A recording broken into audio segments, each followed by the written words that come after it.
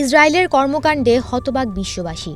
সম্প্রতি ইসরায়েলের উগ্র ডানপন্থী মন্ত্রী ইতামার বেন গভিরের একটি বক্তব্যকে কেন্দ্র করে নতুন করে ক্ষোভ ছড়িয়ে পড়েছে।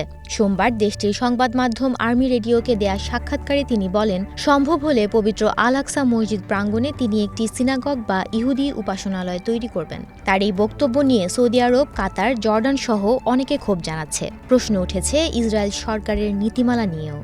ইসরায়েলের জাতীয় নিরাপত্তা মন্ত্রী ইতামার বেন গভির বরাবরই ওই এলাকায় প্রার্থনাকারী ইহুদিদের ওপর সরকারের দীর্ঘস্থায়ী নিষেধাজ্ঞার বিষয়টি এড়িয়ে থাকেন। মূলত আল আকসা ইহুদিদের কাছে টেম্পল মাউন্ট হিসেবে পরিচিত।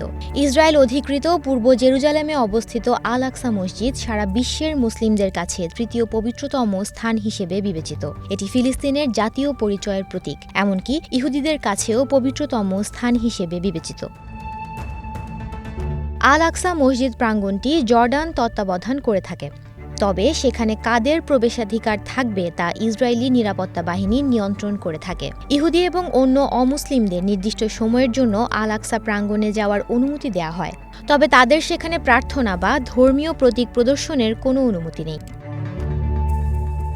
সাম্প্রতিক বছরগুলোতে বেন গভিরের মতো কট্টরপন্থী ধর্মীয় জাতীয়বাদীরা আল আকসা প্রাঙ্গণে জারি থাকা নিষেধাজ্ঞাগুলো ক্রমাগত লঙ্ঘন করছে। এ নিয়ে ফিলিস্তিনিরা কখনো কখনো সহিংস প্রতিক্রিয়া দেখিয়ে থাকে।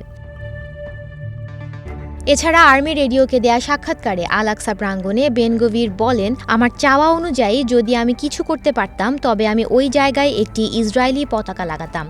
সাংবাদিকরা কয়েকবারই তাকে জিজ্ঞেস করেছেন সুযোগ পেলে তিনি ওই জায়গায় সিনাগগ তৈরি করবেন কিনা। শেষ পর্যন্ত হ্যাঁ সূচক উত্তর দেন বেন গভির। বেন গভির মনে করেন ওই জায়গায় ইহুদিদের প্রার্থনা করার অনুমতি দেওয়া উচিত।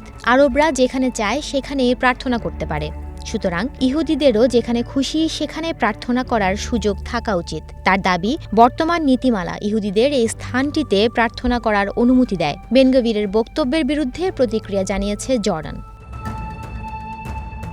সুমনা মুস্তফা, প্রবাস খবর।